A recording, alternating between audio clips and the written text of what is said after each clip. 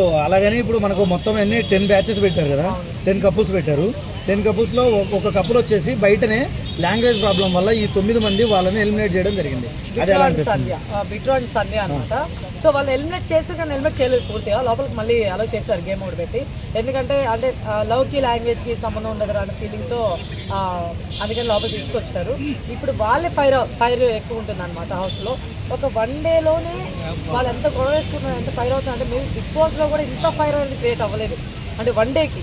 So ఆ లెవెల్లో fire అవుతున్నారు, చాలా బాగా జరుగుతుంది.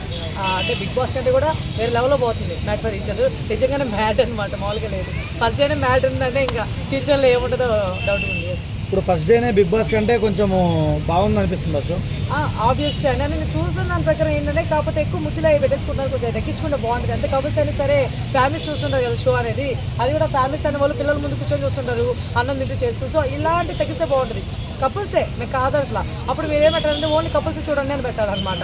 సో అందరూ చూడాలన్నప్పుడు ఇలాంటి కొంచెం తగ్గిస్తే బాగుంటుంది నా ఫీలింగ్. అంటే ఇప్పుడు ఆ షో నేమే అదే కదా అక్క, మ్యాడ్ ఫర్ ఈచ్ అదర్. అంటే మ్యాడ్ ఫర్ ఈచ్ అదర్ అంటే పిచ్చిగా అయితే కలిసి ఉండడం అని, అంతేగాని మరి బుద్ధిని పెట్టుకోండి, హగ్గులు చేసుకొని ఉమ్మడికి అవును అందరూ చూడాలి మీరు కూడా అట్లా చేసుకోవాలి అన్నట్టు కాదు కదా. అంటే వాళ్ళు చెప్పలేదు మీరు అట్లా అవ్వమని, కానీ అవుతారు కదా మామూలుగానే. మన వాళ్ళు ఇంత చేస్తే అంత అయిపోతుంటారు. ఇప్పుడు అవసరమా? ఇప్పుడు ఆల్రెడీ హరిత హరీష్ గారు ఆల్రెడీ స్టార్ట్ చేశారు బ్యాక్ బిచ్చింగ్.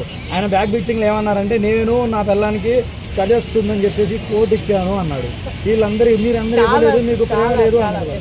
చాలా ఫన్నీగా అనిపించింది. అంటే నిజంగా నేను మాట్లాడేది నువ్వు అర్థమే మాట్లాడుతున్నావు, అర్థంగానే మాట్లాడుతావు ఫీలింగ్ వచ్చింది. ఇప్పుడు ప్రతి ఒక్కరు ఆయనలాగే ఉండాలని కోరుకుంటున్నాడు. నాకు అర్థం కాదు. ప్రతి ఒక్కరు ఆయనలాగే ఉంటే ఇంకెందుకు మ్యాట్ ఫర్ ఈచ్ అదర్ నాకు అర్థం కాదు. ఎవరి వేలు వాళ్ళు ఉంటారు కదా, వైఫ్ అండ్ హస్బెండ్ అన్నప్పుడు, లవర్స్ అన్నప్పుడు. ఈయనేమంటాడు, నేనైతే నా దగ్గర ఉంటే 3 కోట్లు ఇచ్చేస్తాను, లేకపోతే నేను కామ్గా ఉండిపోయి నాకున్న టీషర్ట్ అయినా ఇచ్చేస్తాను, కానీ అవతలలో ఎన్ని చూపించేదా నేను కరెక్ట్ కాదు. అది అర్థమవుతున్నాయి. ఎందుకంటే ఎవరి ఒపీనియన్ వాడుతుంది. ఇంకో విషయం, ఎవరైనా సరే వాళ్ళ పార్ట్నరు జాగ్రత్త ఉండాలని కోరుకుంటారు. అర్థమవుతుంది. మీరు బాగా చూస్తే ఆ వీడియోస్లో మన ప్రియాంక ఉంది కదా, తన లవర్ కూడా ఇలా పట్టుకొని పాపం కేర్ చూపిస్తున్నారు, చాలా మంది చూసుకుంటున్నారు. ఇంకొక అమ్మాయి బయట కప్పుకొని ఉండింది, ఇలా చేస్తున్నారు నటరాజ్ మాస్టర్ వాళ్ళ వైఫ్. సో అంటే కేర్ అనేది వాళ్ళ సిచ్యువేషన్ బట్టి వాళ్ళు చూపించుకుంటారు. అబ్బా చూపించలేదని నువ్వెందుకు అనుకుంటున్నావు, అసలు ఫస్ట్ ఆఫ్ ఆల్ ఆ పాయింట్ హరీష్ గారు తీయగానే అందుకే బిగ్ బాస్ నుంచి ఆయన వెళ్ళిపోయింది అని ఫీలింగ్ నాకు వచ్చింది. మేము ఇక్కడి నుంచి కూడా వెళ్ళిపోతారేమో, ఈ మ్యాట్ ఆయనకి సెంటేజ్ అనిపిస్తుంది. మ్యాట్కి వర్త్ ఎవరు అంటే మన హరీష్ గారే నిజంగా.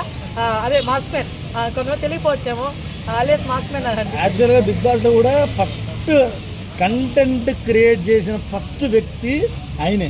బిగ్ బాస్ సీజన్ 9లో ఫస్ట్ మనకి ఏదైతే ఫస్ట్ వీక్లో కంటెంట్ క్రియేట్ చేసిన వ్యక్తి ఆయనే. కానీ ఇప్పుడు ఈ షోలో కూడా కంటెంట్ క్రియేట్ చేసింది ఆయనే బ్యాక్ బిచ్చింగ్ వల్ల.